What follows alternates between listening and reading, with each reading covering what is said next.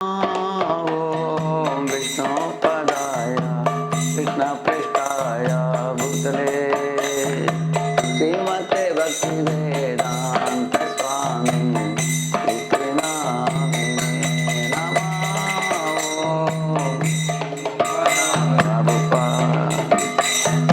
भूतले श्रीमते भक्तिवेदान्त स्वामी नमस्ते सरस्वती देवे गौरवाणी प्रचारिणे निर्विशेषा शून्यवादी स्वसत्य देशतारिणे नमस्ते सरस्वती देवे गौरवाणी प्रचारिणे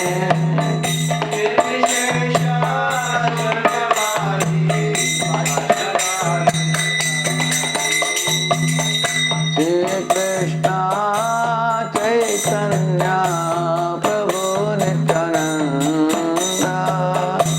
श्री अद्वैत गदाधर श्रीवासादि गौर भक्तवृंद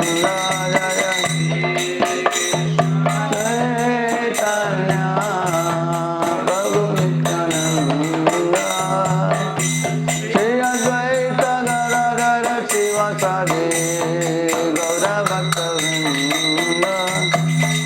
हरे कृष्णा कृष्ण कृष्ण हरे हरे हरे राम राम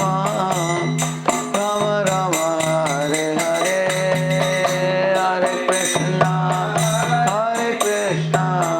कृष्ण कृष्ण हरे हरे हरे राम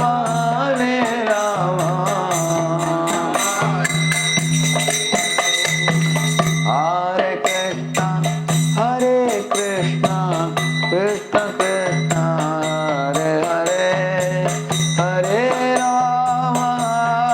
राम राम राम हरे हरे हरे कृष्णा कृष्ण कृष्ण हरे हरे हरे राम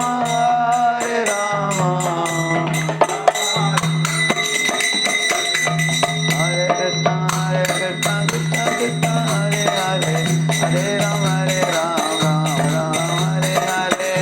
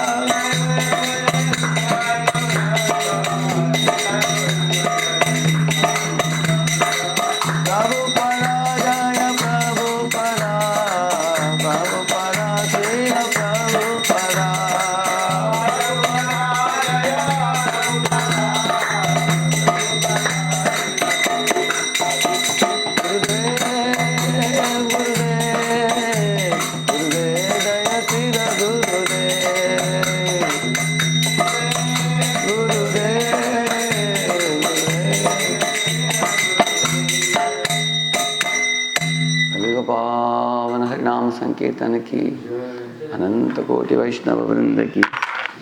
ओम अज्ञानतिमिरन्धस्य ज्ञानाञ्जनशलाकया चक्षुरुन्मीलितं येन तस्मै श्रीगुरवे नमः।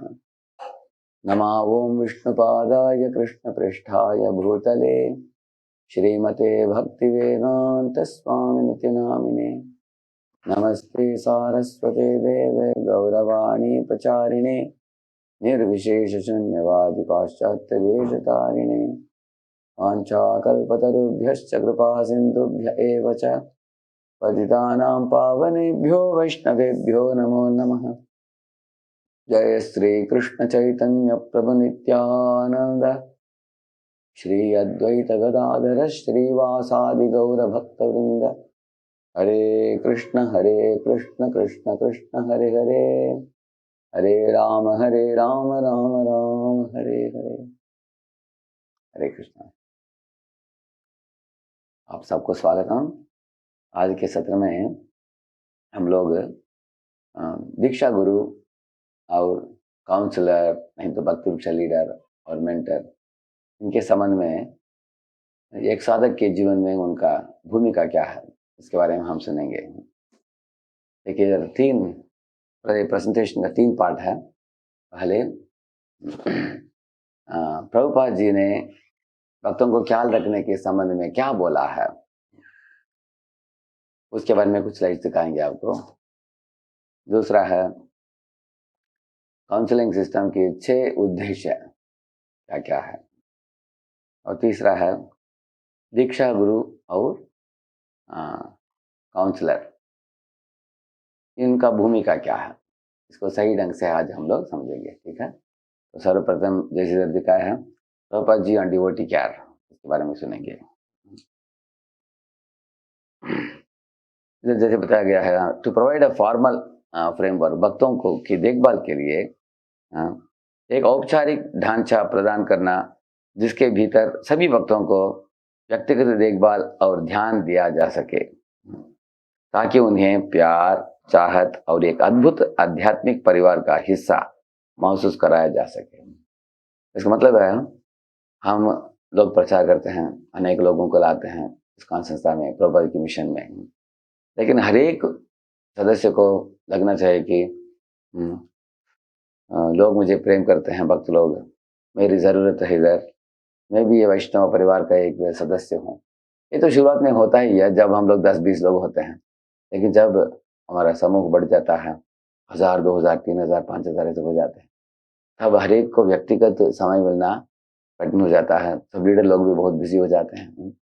इसलिए कैसे हर एक सदस्य को ऐसे महसूस हो कि लोग मुझे प्रेम करते हैं, मैं भी इस परिवार का, बड़ा परिवार का एक सदस्य हूँ। मंदिर में आता हूँ तो कोई पूछने वाले कोई तो होना चाहिए, है? ऐसे लोग इच्छा करते हैं। इसके लिए प्रभुपाद जी ने क्या बोला देखेंगे अभी। प्रभुपाद क्या क्या उपदेश दिया है, इधर देखिए। प्रभुपाद जी बोलते हैं कि जो भी आपको शिक्षा देता है वो गुरु है। ऐसा नहीं कि हम लोग दीक्षा लेने के बाद तुरंत हम एकदम परिपूर्णता प्राप्त करते हैं, ऐसा नहीं। हमको दीक्षा लेने के बाद भी शिक्षा की जरूरत है। इसलिए हम लोग अपने वरिष्ठ गुरु भाई, गुरु बहन, उन लोगों को गुरु के रूप में स्वीकार कर, अगर हम उनसे दिव्य ज्ञान प्राप्त करते हैं तो उसमें कुछ गलती नहीं है। और बाबा जी बोलते हैं कि एक दीक्षा गुरु है जो आपको दीक्षा देता है, जिस तरह आपके एक पिताजी होते हैं इस तरह। लेकिन आपसे बढ़कर जो वरिष्ठ वैष्णव होते हैं, वो उनको भी हम गुरु के रूप में स्वीकारते हैं, क्योंकि बड़े भाई जैसे, बड़े बहन जैसे हमको मार्गदर्शन देने वाले लोग हैं, इस तरह ऐसे प्रभुपाद बताते हैं। और एक लेटर देखिए खरंदर को लिखा प्रभुपाद जी ने, अभी इन लोगों को तुम अच्छी तरीके से मार्गदर्शन दो, because you are a veteran devotee, बोलते हैं प्रभुपाद जी। वेटरन डिवोटी का मतलब है तुम परिपक्व भक्त हो। देखिए 1971 में लिखा उन्होंने खरंदर भक्त बने 1968 में, तो 3 साल के अंदर प्रभुपाद जी बोलते हैं कि तुम एक मैच्योर डिवोटी हो, परिपक्व भक्त हो। ऐसी उनकी अपेक्षा थी उनकी कि वरिष्ठ भक्त कनिष्ठ भक्तों को मार्गदर्शन दे। प्रभुपाद जी बोलते हैं कि हमारे इस कृष्णानंद संघ की भविष्य आपके हाथ में है, जो वरिष्ठ शिष्यों के हाथ में है। आप नए नए भक्त लोग जुड़ रहे हैं, उनको मार्गदर्शन दो, उनको सुरक्षा प्रदान करो, उपदेश दो। इस तरह प्रभुपाद जी अपने वरिष्ठ शिष्यों को आदेश देते हैं। शिक्षा गुरु कौन है, प्रभुपाद जी बोलते हैं तो जो भी आपको आध्यात्मिक प्रगति में मदद कर सकता है वो और शिक्षा गुरु है। प्रभुपाद जी बोलते हैं कि आपको शिक्षा प्राप्त होता है मेरी किताबों से। प्रभुपाद जी बताते हैं, अगर आपको मेरी किताबों को पढ़ते समय कुछ समझ में नहीं आ रहा हो तो आप अपने वरिष्ठ भक्तों के पास जाकर पूछताछ करो, गुख्य माख्याति पृच्छति करो। उसके द्वारा जैसे मधुकंठ का नाम दिया प्रभुपाद जी ने, अच्छा किसी भी सीनियर डिवोटी के पास जाकर आपको मदद मिल सकता है, ऐसे प्रभुपाद जी बताते हैं। और वो उनका वो भी आपका शिक्षा गुरु है, उनसे लीजिएगा, मदद लीजिए, बोलते हैं प्रभुपाद जी।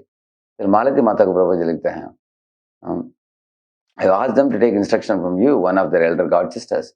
उनके मैंने जो माताएं दीक्षा ली थी, उनको बोला प्रभुपाद जी ने, आपकी वरिष्ठ गुरु बहन जो है मालती, उनसे मार्गदर्शन ले लो, ऐसे बोला प्रभुपाद जी ने।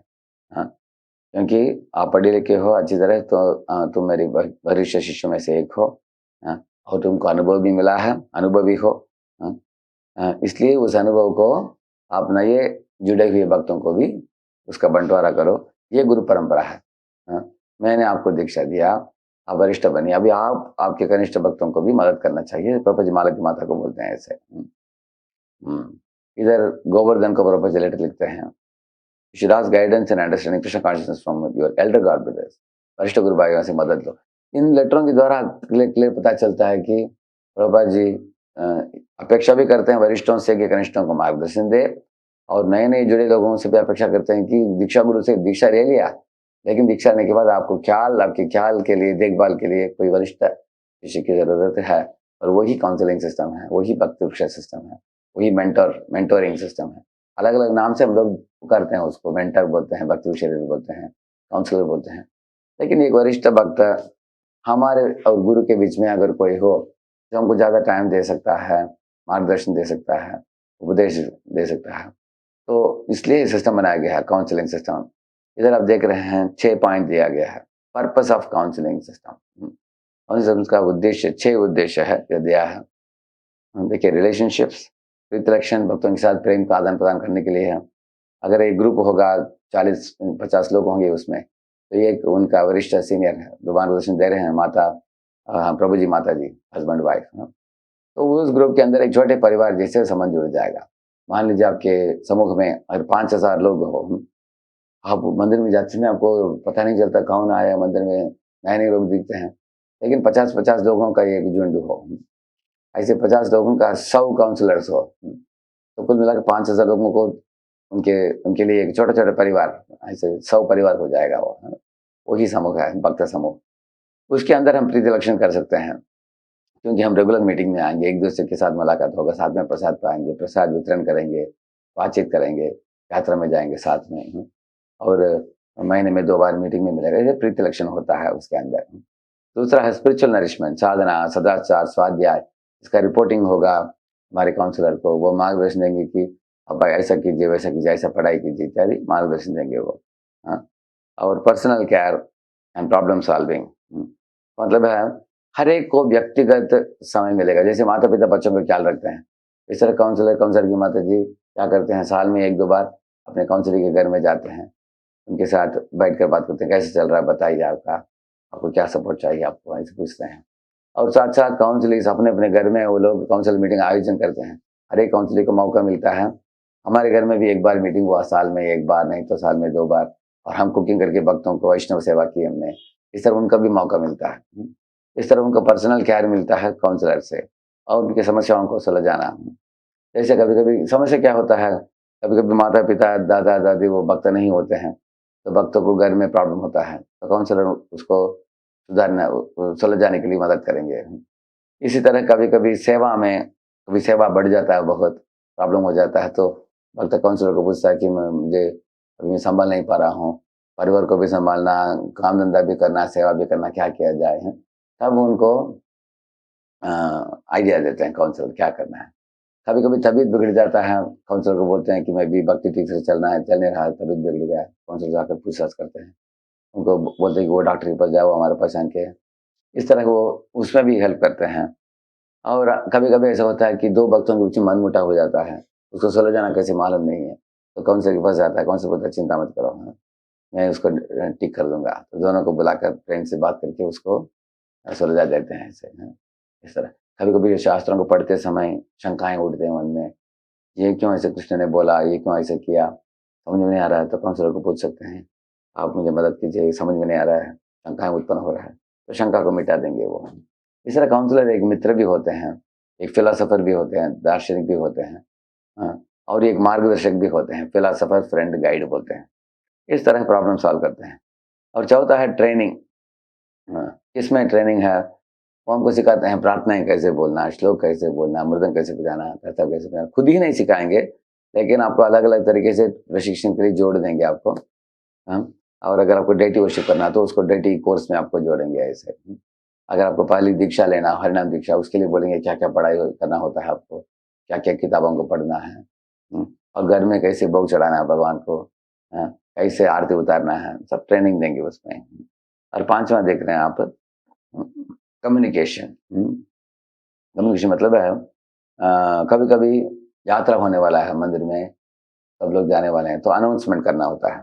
तो काउंसलर 100 काउंसलर हैं, उनको लीडर को बोल दिया जाए, तो वो लोग अपने अंडर में जो भी काउंसिलर्स हैं, उनको बता देंगे वो कम्युनिकेशन है। कम्युनिकेशन, कुछ अनाउंसमेंट करना हो, खास उत्सव है, हम लोग रथ यात्रा मना रहे हैं उस पर्टिकुलर दिन में, तो अनाउंसमेंट हो जाएगा ऐसे। तो कम्युनिकेशन बहुत आसान हो जाता है, आजकल व्हाट्सएप ग्रुप बना लेते हैं, सब काउंसलर लोग उसके द्वारा अनाउंस कर देते हैं, कम्युनिकेशन। और सर्विसेज़ लास्ट में, सेवा के लिए तो मंदिर में कमिटी लोग, टेम्पल मैनेजमेंट काउंसिल साथ में आकर प्लानिंग करके काउंसलर को बोलते हैं, काउंसलर अपने-अपने लोगों को सेवा साथ में लाते हैं, तो अलग-अलग सेवा में उनको जोड़ा जाता है। इस तरह 6 चीज़ मैंने बताया इधर आपने देखा। ये मैंने सीखा परम पूज्य भक्तिवेदांत स्वामी महाराज एक बार पुणे में आए थे, उन्होंने बताया था, उससे मैंने बनाया इस तरह। इसको एक एक्रोनिम दिया हूँ आपको याद रखने के लिए, RSPTCS। ये बहुत सरल है आपको याद रखने के लिए। आरएसपी, देखिए राधेश्याम प्रभु काम किया टीसीएस में, ज़रा याद रख सकते हैं आप। हैं? तो टीसीएस आप जानते हैं कंपनी है ना? तो आरएसपी का मतलब है R for relationship, S for spiritual nourishment, P for personal care, T for training, C for communication, S for service. तो अगर आप भविष्य में काउंसलर बनोगे, आपको भी ये 6 चीज़ करना चाहिए लोगों को। ये करने से लोग जुड़े रहेंगे, एक परिवार जैसे रहेंगे, ऐसे। तो हर एक के बारे में मैंने थोड़ा-थोड़ा विस्तारित रूप में बताया है, देख लेते हैं अभी। अभी अभी देखिए एक-एक करके मैं दिखाऊँगा आपको स्लाइड। अभी पहला दिखा रहा हूँ रिलेशनशिप के बारे में, ठीक है? ये देखिए दही चिड़ा फेस्टिवल चल रहा है। नित्यानंद प्रभु ने आदेश दिए थे रघुनाथ दास को, ये फेस्टिवल करो, सब वैष्णव को बुलाकर। इस तरह प्रेम का वातावरण है, प्रेम का आदान-प्रदान, भक्त लोग भुङ्क्ते भोजयते चैव षड्विधं प्रीत्य लक्षणम, इस तरह है। और कृष्ण कथा को बीच में रखकर सब भक्त लोग, वैष्णव लोग साथ में आकर प्रसाद पाना, कीर्तन करना, नाचना, इसमें ही हमारे प्रेम में संबंध बढ़ता है भक्तों के साथ। दूसरा है स्पिरिचुअल नरिशमेंट, साधना, सदाचार, स्वाध्याय। अभी देखिए साधना जो है, नाम जप, उसके बारे में भी प्रशिक्षण होना चाहिए। जिधर आप पिक्चर में देख रहे हैं आप, भगवान चैतन्य महाप्रभु रूप गोस्वामी को उपदेश दे रहे हैं सिद्धांत के ऊपर, दशाश्वमेध घाट में 10 दिन के लिए भगवान ने उपदेश दी थी उनको। बाद में रूप गोस्वामी ने भक्त रसामृत सिंधु, उपदेशामृत इत्यादि किताबों को लिखा उन्होंने। तो इसलिए हम लोगों को सिद्धांत पढ़ने के लिए प्रभुपाद की किताब है, और इस तरह भजन वैष्णव भजन गाकर उसका मीनिंग क्या है समझना, तो हम सही भावना हमारे अंदर आ जाएगा। और इस तरह सदाचार भी बहुत आवश्यक है, वैष्णव एटिकेट, हमारी दिनचर्या, हमारी रहने की शैली, दूसरों के साथ कैसे हम बर्ताव करते हैं, डीलिंग, हम पुरुष स्त्री के साथ और अ दूसरे भक्तों के साथ, अभक्तों के साथ, जानवरों के साथ, भगवान के साथ, वरिष्ठों के साथ, कनिष्ठों के साथ, समभक्तों के साथ कैसे हम पेश आते हैं, इत्यादि सदाचार में आता है उसमें। और इस तरह हम लोग सिद्धांत, साधना, सदाचार इत्यादि में प्रशिक्षण लेकर हम लोगों को एक तरह का आश्रय अनुभव होगा। जैसे आप पिक्चर में देख रहे हैं इधर, रूप गोस्वामी भगवान चैतन्य महाप्रभु के श्री चरणों में पढ़ रहे हैं इधर। क्योंकि महाप्रभु ने एक श्लोक देखा रूप गोस्वामी की, इतना सुंदर लिखा रूप गोस्वामी तुमने, इतना तुम्हारा हैंड राइटिंग भी जैसे मोती जैसे हैं, जैसे महाप्रभु के गुणगान क्या हो रही है, तुमने मेरे मनोभाव को समझ कर तुमने एक गीत लिखा है। तो उनकी प्रशंसा सुनकर उनको शर्म आ रहा है, रूप गोस्वामी पाद नीचे दंडवत प्रणाम कर रहे हैं। इस तरह सिद्धांत, सदाचार, साधना इत्यादि के द्वारा हमें बहुत अच्छी तरीके से आध्यात्मिक आश्रय का अनुभव होगा। और हमारे उदाहरण के द्वारा साधना, अब सुबह सब लोगों को मंगल आरती में आना और नाम जप करना, सब लोग देकर उससे प्रेरणा मिलता है लोगों को। और दूसरा है हमारे व्यवहार से प्रेरणा मिलता है। ऐसे जैसे चैतन्य महाप्रभु प्रीतिपूर्ण व्यवहार और युक्तिपूर्ण प्रचार उन्होंने की, प्रचार करते समय युक्तिपूर्ण सिद्धांत को स्थापित करते थे, लेकिन प्रीतिपूर्ण व्यवहार करते थे। पिक्चर में देखिए प्रभुपाद जी, उनको देख सब लोग कैसे मुस्कुरा रहे हैं, देखिए सबको प्रेम से व्यवहार दिखाया प्रभुपाद जी ने ऐसे। तो और इसी तरह प्रचार करने के लिए हमें ज्ञान भी चाहिए, दृढ़ता भी, ज्ञान के ऊपर श्रद्धा भी चाहिए और करुणा भी चाहिए। इसके द्वारा हम प्रचार कर सकते हैं। ये सब सीखते हैं आध्यात्मिक पोर्शन में। तीसरा पॉइंट अभी देखिए, personal care and problem solving. अभी इसमें पर्सनल केयर प्रॉब्लम सॉल्विंग में क्या है, इसमें कृष्ण भावनामृत अभ्यास करने के लिए एक व्यक्ति के शरीर तंदुरुस्त होना चाहिए, मनोभाव मानसिक स्थिति शांत रहना चाहिए और बुद्धि में कुछ शंकाएं नहीं होना चाहिए। उसके लिए शास्त्र पढ़कर शंकाएं दूर होना चाहिए। आध्यात्मिक क्रियाएं सही ढंग से होना चाहिए। इसके लिए पर्सनल केयर की जरूरत है। जैसे इधर देख रहे हैं आप, एक काउंसलर घर में जाकर पति पत्नी को मिलकर वो पोषण देते हैं आध्यात्मिक, इस तरह है। इसमें देखिए केयर सेफ लिखा है, केयर, अप्रिसिएशन, रेस्पेक्ट, तो मतलब देखभाल, प्रशंसा, सम्मान, प्रोत्साहन, सहानुभूति, क्षमा आदि के द्वारा एक व्यक्ति को क्या प्राप्त होता है, पर्सनल केयर प्राप्त होता है। करेक्ट है। अब चौथा है दक्षता ट्रेनिंग। ये सरल चीज है। जैसे इधर आप देख रहे हैं, जैसे वाद्य यंत्र, अर्चक की पूजा, बच्चों का कैसे पेरेंटिंग, आर्ट ऑफ पेरेंटिंग, बच्चों को कैसे बड़ा करना, शिव की आराधना करना और दूसरों के साथ डीलिंग कैसे करना चाहिए। कुछ लोग पूछते हैं हमको क्रोध को कैसे छोड़ना, कैसे डीलिंग करना चाहिए। अच्छा, हर एक आश्रम के लिए ब्रह्मचारी गृहस्थ वानप्रस्थ उनके अनुसार ट्रेनिंग मिलता है उनको। और साथ साथ इस्कॉन में भी अलग अलग सेवा के लिए भी ट्रेनिंग, बुक डिस्ट्रीब्यूशन के लिए कैसे करना चाहिए, अगर प्रचार करना तो प्रचार के लिए टीचर ट्रेनिंग कोर्स कैसे करना चाहिए इत्यादि। और अलग अलग डिपार्टमेंट के लिए भी, अकाउंट्स डिपार्टमेंट, कंस्ट्रक्शन, प्रोजेक्ट्स, इसके लिए भी ट्रेनिंग। तो ये उचित ट्रेनिंग दिया जाता है काउंसिलर्स को जिस एरिया में उनको चाहिए ऐसे। और पांचवा है कम्युनिकेशन। जैसे अगर सेवा अलॉटमेंट करना हो, नहीं तो कुछ मेजर कुछ जो उत्सव होने वाला हो मंदिर में, कोई महाराज आ रहे हैं, सबको न्यूज़ भेजना, कम्युनिकेशन व्हाट्सएप के द्वारा हो जाता है। मंदिर काउंसलर्स को बोलता है, काउंसलर सबको भेज देते हैं। इस तरह पिक्चर में देखिए, एक दूसरे के कान बोल रहे हैं, ऐसे ऐसे बोल बोल कर सबको समझ में आ जाता है ऐसे। और कभी कभी हम अप्रिसिएशन फेस्टिवल मनाने वाले हैं किताब वितरण के लिए, तो हम सबको बुलाकर उसके लिए इनविटेशन देना हो तो काउंसलर के द्वारा भेज देते हैं सब। ऐसे लास्ट है सर्विसेज। ये तो जानते हैं आप, सेवा देने के लिए सर्विस ऑर्गेनाइजेशन कैसे करना, विभिन्न प्रकार की सेवाओं को व्यवस्थित रूप से वितरित करके आयोजित करना, इसके लिए भी ये सिस्टम है। अभी इधर देखिए, ये स्लाइड शो में दिखाया है मैंने, दीक्षा गुरु और शिक्षा गुरु और काउंसलर के बीच में उनके दोनों का भूमिका क्या है। देखिए, दीक्षा गुरु एक ही होते हैं हमारे लिए।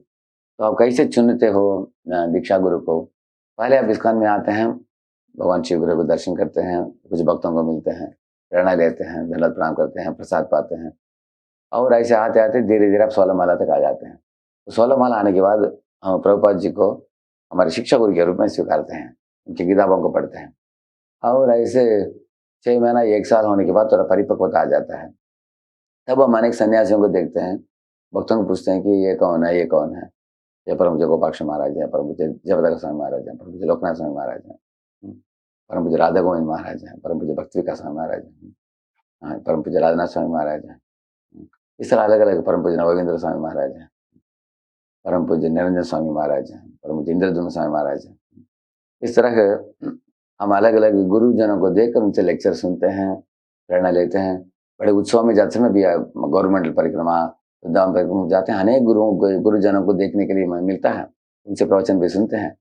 तो सुनकर हमारे हृदय में कुछ 2-3 गुरुओं के ऊपर प्रेरणा जग जाता है। ये इनको बहुत मैं पसंद करता हूँ, इनके प्रवचन अच्छा समझ में आता है मुझे, ये कीर्तन बहुत अच्छा लगता है, इनको मिलने की इच्छा हो रहा है मुझे, इनके संग से मेरे मन में कुछ परिवर्तन आ रहा है, मेरे हृदय में। इस तरह तो धीरे धीरे उनमें भी आपको आपके मन में एक विचार उठेगा कि मैं ये गुरु जो है सबसे मैं पसंद करता हूँ, इनके आश्रय लेकर मैं भक्ति में आगे बढ़ना चाहता हूँ और ये जो भी बोलेंगे मैं करूँगा, क्योंकि इनकी बातों के ऊपर मुझे पूरा अटूट विश्वास बैठ गया है। ऐसे मन में विचार आने के बाद, जैसे ही बच्चा है अलग अलग माँ के गोद में जाता है, वो फिर भी अपने माँ के गोद में जब आता है उसको अच्छा लगता है उसको। इस तरह अपन दीक्षा गुरु प्राप्त हो जाते हैं एक व्यक्ति को चुनने के बाद। तो तस्मात् गुरुं प्रपद्येत जिज्ञासुषये उत्तमं शाब्दे परे च निष्णातं ब्रह्मणि उपसमाश्रयम्। एक व्यक्ति को इस दुनिया में इंसान को आश्रय लेना चाहिए गुरु की, तस्मात् गुरुम प्रपद्येत। किस आशा के साथ? जिज्ञासु श्रेय उत्तमम, जिज्ञासु होना चाहिए शिष्य को। क्या जिज्ञासा होना चाहिए? मैं कौन हूँ, भगवान कौन है, भगवान किधर रहते हैं, हैं? भगवान के धाम में भगवान क्या लीलाएं करते हैं, भगवान इस दुनिया में आते हैं, लीलाएं करते हैं, उनकी उसके बारे में समझ आइए। हम भगवान को कैसे प्राप्त कर सकते हैं, हमारे चित्त को कैसे शुद्ध कर सकते हैं, मानव जीवन की उद्देश्य क्या है, हम सब समस्याओं, दुनिया के सब तरह के दुखों से कैसे निवारण पाकर भगवान को प्राप्त कर सकते हैं, भगवान की सेवा कैसे प्राप्त कर सकते हैं, ये सब पूछना चाहिए जिज्ञासु। हाँ, जिज्ञासु श्रेय बोलते हैं। ऐसा नहीं कि गुरु के पास जाकर आशीर्वाद मांगो, मुझे परीक्षा में पास करा दीजिए, हैं, मुझे नौकरी दिला दीजिए, हैं, तबीयत ठीक कीजिए। हम गुरु के पास जाकर मांगना चाहिए कि भगवान की प्राप्ति के लिए आप मार्गदर्शन दीजिए, आप ऐसे जिज्ञासु श्रेय उत्तमम, ये भौतिक दुनिया के अंधकार से ऊपर ऐसे प्रश्न पूछना चाहिए। शाब्दे परे च निष्णातम, वो शास्त्र में बड़े निपुण है गुरु। ब्रह्मणि उपसमाश्रय, वो भगवान कृष्ण के आश्रय लिया उन्होंने। ऐसे गुरु का आश्रय हमें लेना चाहिए, वो दीक्षा गुरु हैं, वो एक ही होते हैं। और दीक्षा गुरु को छोड़कर बाकी गुरुजनों के साथ हमारा संबंध क्या है? जैसे आपके पिताजी हैं और आपके चाचा जी भी हैं, आपके चाचा जी को भी आप प्रेम कर सकते हैं, उसमें गलती नहीं है। कभी हम चाचा जी के घर में भी जाते हैं, है कि नहीं? उनको भी आदर देते हैं, जिस तरह पिताजी को आदर देते हैं। इस तरह मुझे पुणे में मैं जब आया 1995 में आया, मेरे गुरु महाराज परम पूज्य रामनाथ महाराज ने बोला, देखो अभी तुमको पुणे में सेवा दिया हूँ, तुम अभी परम पूज्य गोपाल कृष्ण महाराज के अधीनता में तुम सेवा करोगे। तो मैंने मेरे गुरु महाराज को पूछा, आपको मैं तृप्त कैसे कर सकता हूँ, खुश कैसे कर सकता हूँ? उन्होंने बोला कि अगर तुम परम पूज्य गोपाल कृष्ण महाराज को खुश करोगे तो मैं खुश हो जाऊंगा, ऐसे बोला उन्होंने। तो मेरे गुरु महाराज का आदेश थी, गोपाल कृष्ण महाराज घंटे मुझे सेवा देना है, उनसे आदेश लेना है, तो वही किया मैंने ऐसे। तो इसलिए हम देख सकते हैं हमारे गुरु को भी छोड़कर बाकी दीक्षा हम लेते हैं गुरु से, बाकी गुरुओं से भी प्रेम करना चाहिए, उनको भी आदर देना चाहिए। वो प्रवचन देते हैं मंदिर में आकर, तो उधर भी जाकर सुनना चाहिए। कभी कभी गलती होता है कुछ भक्तों से, अपना गुरु आता है तो मंदिर में भाग दौड़ करते हुए आते हैं लोग, बहुत बड़ा ग्रुप उनके गुरु का शिष्य आ जाते हैं, दूसरा गुरु आते हैं तो कोई जाते नहीं मंदिर में, ये गलत है। क्योंकि आपके घर में कभी चाचा जी आते हैं, ऐसा नहीं कि आप उनको देखकर सर मुड़ लोगे कि आप सुनोगे नहीं उनसे, हैं, उनसे भी बात करते हैं। इस तरह हम लोग सब गुरुओं को आदर देते हैं, उनका संग भी लेते हैं, उनका प्रवचन भी सुनते हैं। लेकिन हमारे गुरु से हम उपदेश देते हैं और वो जो भी आदेश देते हैं उसको हम पालन करते हैं जीवन में। अभी राइट साइड में देखिए, शिक्षा गुरु जो होते हैं वो एक, दीक्षा गुरु एक ही होते हैं, लेकिन शिक्षा गुरु अनेक हो सकते हैं। अभी जैसे हम लोग दीक्षा लिया है गुरु से, लेकिन हम एक गुरु से ज्यादा गुरुओं से हम दीक्षा नहीं लेते, लेकिन शिक्षा गुरु अनेक हो सकते हैं। हम अलग अलग गुरुओं से भी शिक्षा लेते हैं और हमारे से वरिष्ठ सीनियर डिवोटी जो हैं उनसे भी हम शिक्षा लेते हैं। और आजकल अनेक लोग यूट्यूब में भी अनेक लोगों से सुनते हैं। तो मैंने विनती किया है भक्तों को, मेरे यूट्यूब में आने वाले भक्त, उनसे मेरा विनती है कि आप जिधर भी आप जिस बस्ती में आप रहते हो, उधर इस्कॉन के लोकल मंदिर को ढूंढ लो, उस मंदिर में आप जाइए, मंदिर में शिव विग्रह का दर्शन कीजिए, और उधर के भक्तों को भी मिलिए, उधर लोकली जो प्रोग्राम्स होता है उसको भी अटेंड कीजिए, और उधर लोकली एक मेंटर काउंसलर कोई प्राप्त हो तो उनको भी उनसे कनेक्टेड रहिए आप। और मंदिर को जो योगदान भी दीजिए, डोनेशन दीजिए, महीने में आपके वेतन से 5% 10% जो भी आप दे सकते हैं भगवान की सेवा के लिए। भगवान के लिए कुछ जरूरत नहीं है, लेकिन आप देने से हमारी भलाई होता है, हम भगवान के श्री चरणों के निकट जाएंगे। इस तरह दान देना, सेवा करना उस मंदिर में जाकर, और उनके प्रवचनों को भी अटेंड करना और लोकली काउंसलिंग देना, ये सब करने के साथ साथ अगर आपको मैं जो लेक्चर्स देता हूँ मेरे यूट्यूब में, उसमें अगर आपको प्रेरणा मिलता है तो प्रेरणा ले सकते हैं। इस तरह और अनेक लोग बहुत अच्छी तरीके से शिक्षा देते हैं भारत में, अपने भारत में ही नहीं पाश्चात्य देश में भी अनेक, आजकल इस्कॉन में सैकड़ों भक्त हैं जो अच्छी अच्छी शिक्षा देते हैं। इसलिए शिक्षा गुरु अनेक हो सकते हैं, लेकिन दीक्षा गुरु एक है। और काउंसलर, ये काउंसलर उनको हम अकाउंटेबल होते हैं, ताकि वो हमारे जीवन के बारे में जानता है और हमको बड़े भाई बड़े बहन जैसे वो हमको मार्गदर्शन दे सकते हैं। पुरुषों के लिए पुरुष, स्त्रियों के लिए स्त्री मार्गदर्शक होना चाहिए। और दूसरा पॉइंट है gives initiation and takes away sins. दिव्यम ज्ञानम यतो दद्यात् कुर्यात् पाप से संक्षयम। गुरु दीक्षा देते हैं और पाप कर्म फल जो है उसको मिटा देते हैं वो। और शिक्षा गुरु क्या करते हैं, आपको दिव्य ज्ञान देते हैं शास्त्रों से। और दीक्षा गुरु एक शिष्य को कृष्ण की ओर आकर्षित करते हैं। वो मदन मोहन डेटिस को संबोधित करके प्रतिनिधित्व करते हुए गुरु हमें आकर्षित करते हैं कृष्ण की ओर। और शिक्षा गुरु लोग क्या करते हैं, वो लोग हमको कृष्ण की सेवा में लगाते हैं। हाँ? जैसे आपने देखा होगा, आपके दीक्षा गुरु कभी कभी आते हैं आपके मंदिर में, आपको आकर्षित करते हैं कृष्ण की ओर, लेकिन ना वो चले जाने के बाद लोकल लीडर्स जो हैं, काउंसलर जो हैं, वो आपको सेवा में लगाते हैं। वो क्योंकि राधा गोविंद श्री विग्रह जो है उनका प्रतिनिधि है शिक्षा गुरु, और दीक्षा गुरु राधा मदन मोहन के प्रतिनिधि, मदन मोहन आकर्षित करते हैं और शिक्षा गुरु आपको सेवा में लगाते हैं।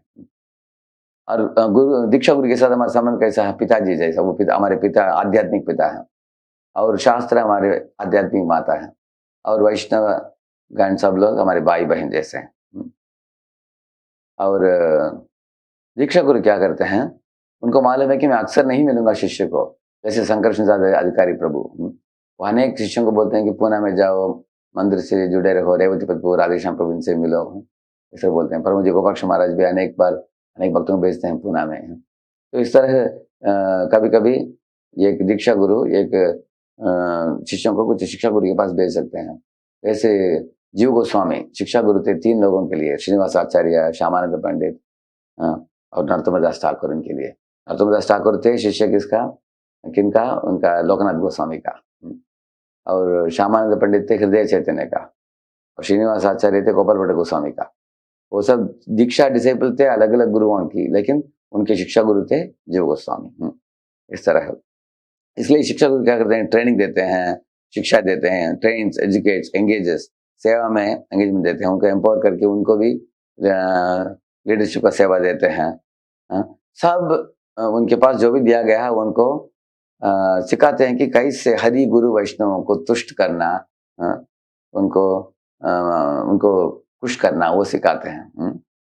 और दीक्षा गुरु जो होते हैं वो गुरु परंपरा में आते हैं और प्रभुपाद जी को प्रतिनिधित्व करते हैं। प्रभुपाद की किताबें जो हैं उनके ऊपर आधारित ही सिखाते हैं वो। इसी तरह शिक्षा गुरु लोगों को जानना चाहिए कि ये जो शिष्य, ये गुरु के शिष्य मेरे पास आए हैं, ये ऐसे ऐसे गुरु के शिष्य हैं, इनको ऐसे सेवा में लगाऊं जिससे इनके गुरु खुश हो जाए। ऐसे शिक्षा गुरुओं को सोचना चाहिए ऐसे। और प्रभुपाद और उनके गुरु के प्रतिनिधि बनकर शिष्यों को प्रोत्साहन देना चाहिए। ये शिक्षा गुरु का कर्तव्य है। और गुरु भी जो होते हैं वो भी जीबीसीज और local temple president, local authorities और WADC, इसका मतलब divisional council, in management forum के साथ जुड़कर काम करते हैं। और दीक्षा गुरु मंदिर के साथ जुड़कर ही, वो भी खुद मंदिर में आते हैं, वो भी प्रवचन देते हैं, इसका क्या अधिकारियों के साथ जुड़कर वो काम करते हैं। अधिकारियों के विरुद्ध वो कुछ नहीं बोलते हैं शिष्यों को। और यही करना चाहिए शिक्षा गुरुओं को भी। और अभी एक प्रश्न इधर पूछा गया है, क्या हम एक काउंसलर हमको दिया गया, क्या हम चेंज कर सकते हैं क्या काउंसलर? देखिए, हम कब काउंसलर चेंज करते हैं, सर्वप्रथम हमें जानकारी होना चाहिए कि यह काउंसलर जो होता है ये आपके लिए एक सहायक है, एक मित्र जैसा है, फ्रेंड जैसा है, एक वरिष्ठ भाई वरिष्ठ बहन जैसे है। अभी काउंसलर बॉडी होता है हर एक मंदिर में। अभी पूना मंदिर में काउंसलर बॉडी में लगभग 70-75 काउंसलर्स हैं। उसमें से क्योंकि काउंसलर बॉडी बहुत बड़ा होता है, आपको व्यक्तिगत प्रशिक्षण देने के लिए ये काउंसलर दिया गया आपको। अगर वो ये काउंसलर से आपको जुड़ नहीं पाते हैं, आप उनको छोड़कर दूसरे काउंसलर के पास जाना प्रॉब्लम, मना नहीं है उसके लिए। कभी भी आप बदल सकते हैं। अगर कोई काउंसलर बोलेगा आपको नहीं तुम मेरे पास आ गए, मेरे द्वारा ही तुम भक्ति कर सकते हो, वो गलत है। हम यही काउंसलर को छोड़कर दूसरे काउंसलर के पास हम जा सकते हैं, गलती नहीं है। और इधर मैं दिखाऊंगा आपको पॉइंट्स कब हम बदल सकते हैं काउंसलर। एक एक करके हम बढ़ेंगे। अभी पहला, अगर आपका लोकेशन बदल गया, आप एक शहर में थे, एक के पास गाइडेंस लिया, अभी आप फॉरेन जा रहे हैं, उधर इनका गाइडेंस मिल नहीं पा रहा है आपको, कभी कभी ऑनलाइन में सुनते हैं लेकिन व्यक्तिगत गाइडेंस चाहिए, तो एक काउंसलर लोकल काउंसलर ले सकते हैं उधर। और कभी लैंग्वेज प्रॉब्लम होता है। हाँ, जैसे कोई आपको तेलुगु भाषा चाहिए, अगर आप काउंसलर क्लासेस देते हैं हिंदी में, आपको हिंदी समझ में नहीं आ रहा है, उनसे बोलकर आप बदल सकते हैं। मैं एक तेलुगु बोलने वाले काउंसलर से जुड़ना चाहता हूँ, वो खुद ही आपको कनेक्शन कर देंगे वो ऐसे। और कभी-कभी ये उम्र के कारण कम्युनिकेशन गैप होता है, जैसे देखा गया है। हुँ, हुँ। कभी-कभी जैसे कोई-कोई वक़्त होते हैं, उनका साल होता है 45 उम्र होता है कोई माता जी का, प्रभु जी का। अभी उनके काउंसलर ही 25 साल के हैं, 30 साल के हैं, तो उनको वो मीटिंग में अच्छा नहीं लगता। मीटिंग में सब लोग तरुण लोग हैं और ये थोड़े वृद्ध हैं, उनको अच्छा नहीं लगता। तो ऐसे काउंसलर से जुड़ना चाहते हैं, जो वो भी वयस में वयोवृद्ध है, वो भी ऐसे, तो वो बदल सकते हैं, नो प्रॉब्लम। और कभी-कभी काउंसलर को लगता है कि मेरा कनेक्ट नहीं कर पा रहा हूँ। मैं क्लासेस में आता हूँ, ये कुछ भी बोल रहे हैं, मुझे समझ में नहीं आ रहा है, कनेक्ट नहीं कर पाता हूँ। जैसे अंग्रेज़ी में रेजोनेंस नाम का एक प्रिंसिपल है। अगर 2 फ़ोर्क लेकर आप वाइब्रेट करेंगे ना ऐसे, ऐसे वाइब्रेट होता है, ये भी वाइब्रेट होता है। इसके वाइब्रेशन इसको पास हो जाता है। इस तरह से कभी-कभी हम प्रवचन सुनते हैं किसी वक्ता का, सुनते ही उसके एक-एक शब्द हमारे हृदय में एकदम मज़बूत बैठ जाता है, समझ में आ जाता है। हमको लगता है कि यही मैं ढूँढ रहा था, मुझे मिल गया, मुझे ऐसा लगता है हमको। जैसे एक एक भूखे व्यक्ति को भोजन दिया जाए, प्रसाद, वो खाकर कितना तृप्त होगा वो। अगर एक प्यासे व्यक्ति को जूस देंगे तो पीने के बाद उसको तृप्त रहता है। इस तरह हमें कनेक्शन मिलना चाहिए काउंसलर से, कनेक्शन नहीं मिल रहा है, हम बदल सकते हैं। और कभी-कभी ट्रेनिंग स्टाइल जो है, उससे काउंसलर तृप्त नहीं है। जैसे कुछ-कुछ काउंसलर बहुत इंटेलेक्चुअली बोलते हैं, वो बुद्धि के तौर पर बोलते हैं। काउंसलर को लगता है कि मुझे लीलाओं को सुनकर समझने की चाहिए, जो बोल रहे हैं बहुत ऊपर जा रहा है, हमको समझ में नहीं आ रहा है, ऐसे। कभी-कभी कुछ-कुछ लोग प्रभुपाद की किताबों को लेकर सरल तरीके से समझाने के बदले अनेक विषयों के बारे में बोलते हैं। हो सकता है कि अ, वो बहुत पढ़े-लिखे हैं और बहुत पांडित्य पाया है, वो बोलते हैं। कुछ-कुछ काउंसलर्स को जमता नहीं वो। उनको लगता है कि मीटिंग में जाने के बाद भी मुझे ज़्यादा लाभ नहीं प्राप्त हो रहा है, कुछ समझ में नहीं आ रहा है। तो वो लोग बदल सकते हैं दूसरे ग्रुप में, जो सरलता से कोई सिखाने वाले ग्रुप में सब बदल सकते हैं। कभी-कभी उनका काउंसलिंग स्टाइल मैच नहीं होता। उदाहरण मैं बताता हूँ आपको। कोई-कोई काउंसलर बहुत नरम स्वभाव के हैं। वो इच्छा करते हैं कि काउंसलर भी प्रेम से बात करे उनके साथ, और व्यक्तिगत रूप से गाइडेंस दे। छोटी-छोटी चीज़ के लिए भी गाइडेंस चाहिए कुछ लोगों को। और कुछ लोग होते हैं, उनको कुछ भी इंटरफेरेंस नहीं चाहिए। वो बोलेंगे मेरा इतना अच्छा काउंसलर है, पीछे नहीं पड़ते हैं। वो उनका देखते हैं, मैं मेरा देखता हूँ, ऐसे कुछ लोग मुझे चाहिए ऐसे। और और अ जो लोग ज़्यादा गाइडेंस चाहते हैं, मार्गदर्शन, उनको उनके काउंसलर थोड़ा उदासीन होते हैं, उनको अच्छा नहीं लगता है।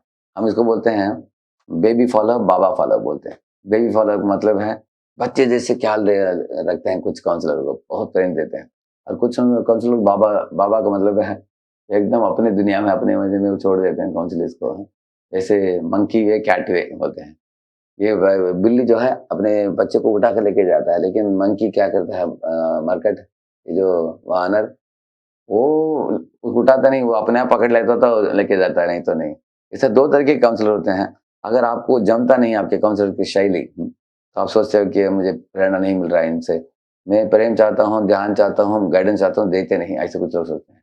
हाँ, तो वो मैच नहीं होता तो बदल सकते हैं, नो प्रॉब्लम। और कुछ लोग हैं, कुछ लोग किताब अध्ययन करना चाहते हैं, प्रचार करना चाहते हैं। प्रभुपाद जी ने बोला पृथ्वी त्याचायति नगरादिग्राम चाहते हैं, लेकिन काउंसलर बोलते हैं बैठो, शांति से पढ़ाई करो, आचार्यों की टीका पढ़ो, अपना भजन करो, अपने उद्धार की मार्ग ढूँढ लो। ऐसे कुछ काउंसलर लोगों का ऐसे सिखाने का आदत होता है। इसको बोलते हैं सस्टेनेंस अप्रोच, मिशनरी अप्रोच। अगर आपको मिशनरी जैसे चाहिए आपको, ये लोगों की शिक्षा आपको अच्छा नहीं लगता आपको, इसमें दोनों में संतुलन चाहिए, लेकिन आपको ऐसे काउंसलर से जुड़ने की इच्छा होता है कि वो भी भाग-दौड़ कर रहा है प्रचार काम में, मैं भी चाहना चाहता हूँ। इसलिए कुछ लोग एक काउंसलर से दूसरे काउंसलर में बदलते हैं, ताकि हम भी वापस मिशन के लिए कुछ बड़े काम करें, ऐसे इच्छा करते हैं। हुँ। और कुछ-कुछ काउंसलर लोग हैं, कुछ सालों के बाद वो उनका मीटिंग भी ठीक तरह से नहीं चल पाता है।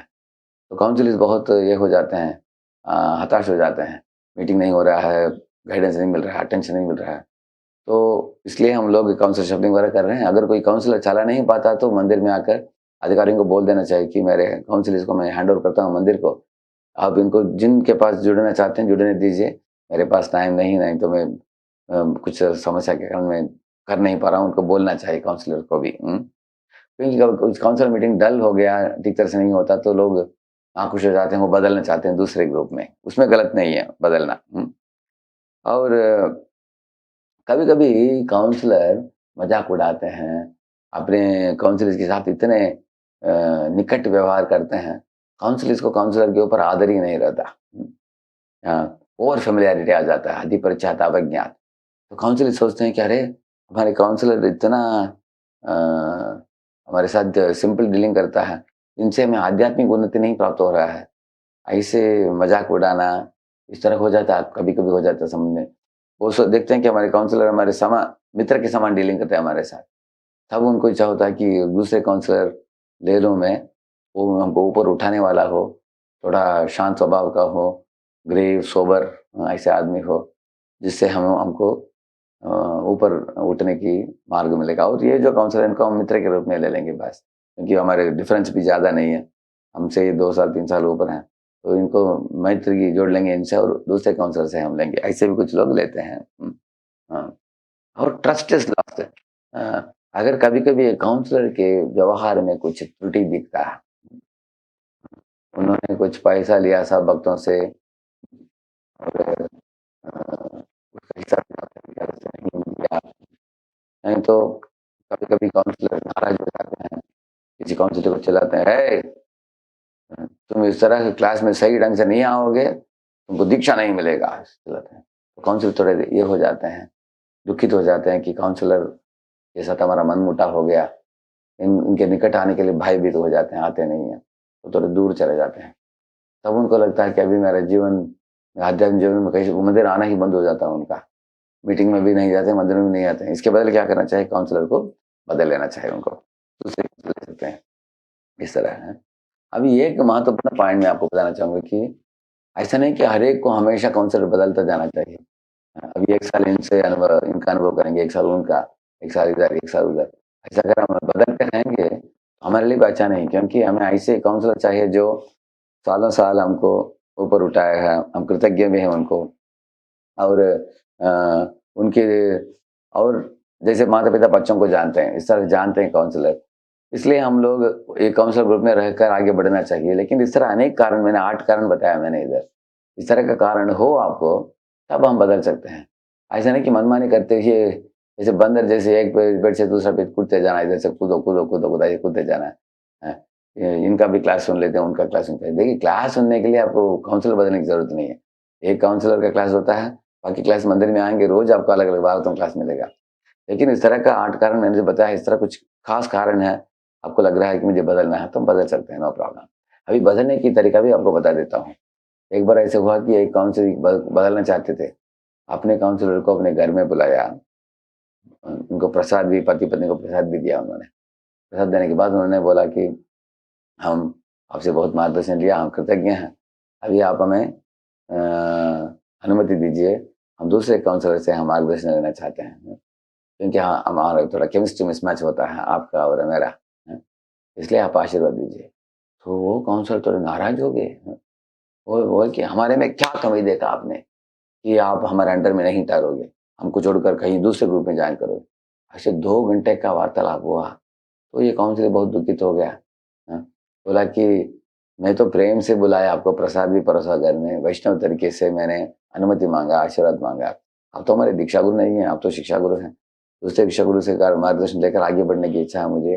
इधर थोड़ा मनमुटाव हो रहा है, मैंने सोचा आप इस तरह आप नाराज़ हो रहे हैं, मुझे डर हो रहा है मुझे इसको देखकर, ऐसे बोला। तो बाद में अ, हम लोगों ने समझा है कि ये जो काउंसलर जो है इनको इस तरह का बर्ताव नहीं करना चाहिए। काउंसलर लोगों को बोलना चाहिए कि इतना प्रेममय संबंध होना चाहिए कि काउंसलर के पास जाकर बोलना चाहिए, मैं आपके ग्रुप को छोड़कर उस ग्रुप में जाना चाहता हूँ। ये 8 कारण में एक हो सकता है। तो आप कृपया हमको आशीर्वाद दीजिए। आप शाप मत दीजिए, आशीर्वाद दीजिए। हमको जोड़ दीजिए ये ग्रुप में। आप ही हमारा रिकमेंडेशन कर दीजिए उधर, ऐसे बोलेंगे सबसे बढ़िया है। तो मंदिर के अध्यक्ष के पास जाने की ज़रूरत ही नहीं है। लेकिन आजकल पुणे में क्या करते हैं, ये काउंसलिंग को बदलना हो तो मुझे खत लिखते हैं, अध्यक्ष को लिखते हैं कि प्रभु जी मैं एक ग्रुप में था, एक ग्रुप जाना चाहता हूँ। तो मैं वो काउंसलर को पूछता हूँ, क्या आप अनुमति इनको लेने के लिए तैयार है क्या आप? और अगर हाँ बोलते हैं वो, तो मैं इस काउंसलर को बुलाकर बोलता हूँ कि देखिए आपके ग्रुप में ये वक्त है, ये इधर से बदल कर उधर जाना चाहते हैं, आपके लिए भी एक लेटर लिखा उन्होंने। इस तरह मैं बोलता हूँ उनको और वो समझ लेते हैं। अनेक काउंसलर मैच्योर हैं, परिपक्व हैं, बोल देते हैं ठीक है प्रभु जी नो प्रॉब्लम, जा सकते हैं। और जाने के बाद भी उनका व्यवहार सही ढंग से होना चाहिए। हाँ? तो इस तरह काउंसलर शफलिंग का प्रक्रिया इस तरह है। तो अगर ये काउंसलर छोड़कर दूसरा काउंसलर बदलना, ये एक तरह का पतिव्रतता का भंग है क्या? ऐसे पूछा गया है। नहीं, ऐसा नहीं कि हमारे काउंसलर हमारे पति हैं, हम बदल नहीं सकते, ऐसा नहीं है। काउंसली जो है, हम प्रभुपाद जी के पोते हैं और दीक्षा गुरु के बेटे हैं, बेटी हैं। हम उनके साथ संबंध हमारा मजबूत है, प्रभुपाद और दीक्षा गुरु के साथ है। और ये काउंसलिंग को अनेक शिक्षा गुरु हो सकते हैं, करेक्ट है ना? और पहले हम लोगों को देख लेना सुनना नहीं चाहिए। एक बात महत्वपूर्ण चीज़ बोलने जा रहा हूँ अभी। हर दिन हमको प्रभुपाद जी के लेक्चर कम से कम 15-20 मिनट सुनना चाहिए, कम से कम। ज़्यादा तो सुन सकते हैं, लेकिन कम से कम 15-20 मिनट प्रभुपाद जी के लेक्चर। और आपके दीक्षा गुरु की लेक्चर भी कम से कम 15-20 मिनट रोज सुन लेना। तो हफ्ते में कितना हो जाएगा? 3-3 घंटा हो जाएगा, दोनों का लेक्चर सुन लिया। और वो होने के बाद बाकी अनेक वक्ताओं का लेक्चर आप सुन सकते हैं। हाँ? अनेक दूसरे शिक्षा गुरु जो होते हैं उनसे प्रेरणा मिलता है आपको ऐसे। और शिक्षा गुरु कौन होते हैं? जो शिक्षा देते हैं हमको, शिक्षा से हमारा हृदय परिवर्तन होता है, हम आगे बढ़ते हैं भक्ति में। और इसको अंग्रेजी में बोलते हैं मल्टीपल इंस्पिरेशन, सिंगुलर अकाउंटेबिलिटी। अभी आपका अकाउंटेबिलिटी है आपके काउंसलर को, मेंटर को, भक्ति विषय लीडर को और आपके दीक्षा गुरु को और प्रभुपाद जी को, तीनों एक ही लाइन में है। और एक लाइन में प्रभुपाद जी और दीक्षा गुरु, उनको हम बदल नहीं सकते हैं। लेकिन ये जो शिक्षा गुरु हैं, एक से लिया आपने, बदलने की इच्छा हो कुछ कारणवश, वो बदलने में गलती नहीं है। ये बात सबको क्लियर होना चाहिए। और अगर आपके शिक्षा गुरु कुछ बोल रहे हैं, जैसे एक वक्त आया मेरे पास, बोला कि प्रभु जी मेरे शिक्षा गुरु बोल रहे हैं कि भागवत जो है सिर्फ भाव के लिए है, प्रैक्टिकल नहीं है भागवतम। और महाभारत और जो धर्म अर्थ काम मोक्ष इत्यादि जो है, यही करना चाहिए इंसान को, क्योंकि आप गृहस्थ हो इसलिए धर्म अर्थ काम मोक्ष का पथ पालन करना चाहिए। भागवतम जो सिर्फ भाव के लिए। मैंने बोला ये बड़ा गलती है। हाँ? आपको दिखा दूंगा, आपको भागवत की तात्पर्य में प्रभुपाद जी बोलते हैं कि भागवतम, अम्बरीश महाराज प्रैक्टिकली अप्लाई किया भागवतम, आप देखेंगे अम्बरीश महाराज के जीवन में। और युधिष्ठिर महाराज, ये सब लोग भी हैं। तो महाभारत जो है उसमें से कुछ शिक्षाएं ले सकते हैं, लेकिन भागवत जो है ये श्लोक में बताया गया, अ, आ, हम्म, आराध्यो भगवान भजेश तनया, इस श्लोक में आराध्य भगवान भजेश तनयस्तद्धाम वृंदावनम रम्या काचिदुपासना ब्रजबधु वर्गे नया कल्पिता श्रीमद्भागवतम प्रमाणमवलम प्रेम पुमर्तो महान श्री चैतन्य महाप्रभोर्मतमिदम तत्रादरा नापरः। इसे बताया गया कि अ, आराध्य भगवान, किसको आराधना करना चाहिए? हमें राधा वृंदावन चंद्र, राधा कृष्ण इनकी, और जो वृंदावन में ब्रजेंद्र नंदन है उनकी आराधना करना चाहिए। और कौन हमारे लिए रोल मॉडल है? गोपियाँ हैं। हाँ? ब्रजवधु वर्गीय नवा कल्पिता, वृंदावन की गोपियाँ उद्धव के लिए भी एक रोल मॉडल है, हमारे लिए भी है, सब भक्तों के लिए। और रम्या काचिद उपासना ब्रजवधु वर्गीय नवा कल्पिता श्रीमद् भागवतम प्रमाणमलम। श्रीमद् भागवती गौड़ वैष्णव के लिए प्राण है। तो उसको ही हमारे जीवन का आधार बनाना चाहिए। और श्री चैतन्य महाप्रभु मतमिदम, ये महाप्रभु की मत है, तो हम महाप्रभु के अनुयायी हैं, उसको फॉलो करना चाहिए। प्रभुपाद जी ने फॉलो किया, हमारे गुरु वर्ग, गुरु जो होते हैं, गुरुजन वर्तमान आचार्य, वो प्रभुपाद जी को फॉलो कर रहे हैं, हमको भी वही फॉलो करना चाहिए। अगर आपकी शिक्षा गुरु कुछ बोल रहा है, आपको गलत महसूस हो रहा है, तो आपको चुप नहीं रहना चाहिए। आपको आप जाकर, या तो मंदिर के अध्यक्ष, नहीं तो बाकी जो दूसरे काउंसलर्स हैं, जो विश्वसनीय है आपके लिए, विश्वास पात्र है, उनके पास जाकर पूछ सकते हैं ऐसा बोल रहे हैं। और खास करके आपके दीक्षा गुरु को बोलना चाहिए, जाकर बोलना चाहिए कि ये शिक्षा गुरु से मैं सुन रहा हूँ, ये जो बोल रहे हैं कुछ अलग ही लग रहा है, मुझे क्या करना चाहिए? दीक्षा गुरु बोलेंगे आप इन भक्तों से सुनो, हाँ, और प्रगति करो, तो उनसे ही हमें सुनना चाहिए। जैसे मैं परम मुझे कभी कभी, और मुझे गोपाल महाराज के शिष्य मुझे लिखते हैं खत पूछते मुझे क्या करना चाहिए इस परिस्थिति में, मैं क्या लिखता हूँ, ये मेरा सुझाव है, फिर भी आप परम पूज्य गोपाल कृष्ण मधुसूदन महाराज से पूछकर वो जो बोलते हैं आपको वो ही करना चाहिए। मेरी ओर से मेरा मत है, अगर महाराज पूछेंगे तो बोले कि राधे श्याम ने ऐसे बोला, ऐसे बोलिए। लेकिन महाराज का मत जो है, आप उनके शिष्य हैं, वो जो बोलते हैं वो ही फॉलो करना चाहिए आपको। इस तरह मैं बोलता हूँ। तो शिक्षा गुरु को दीक्षा गुरु के अंडर में रहकर मार्गदर्शन देना चाहिए। ये पॉइंट है। तो इस तरह से हम लोगों ने आज दीक्षा गुरु, शिक्षा गुरु के बीच में फ़र्क क्या है, काउंसलिंग सिस्टम के बारे में भी सीखा हमने 6 विषय, और काउंसलर बदलने की प्रक्रिया के बारे में भी हमने वर्णन कर दिया है। अगर आपका और कुछ प्रश्न हो, मुझे इस ईमेल में देखिए लिखा है इधर voicemedia.pune@gmail.com, इसमें आप लिखेंगे तो मैं आपको जवाब भेज दूंगा। ठीक है, थैंक यू। हरे कृष्ण। शिल प्रभुपाद की, गौर भक्तवृंद की, हरे कृष्ण।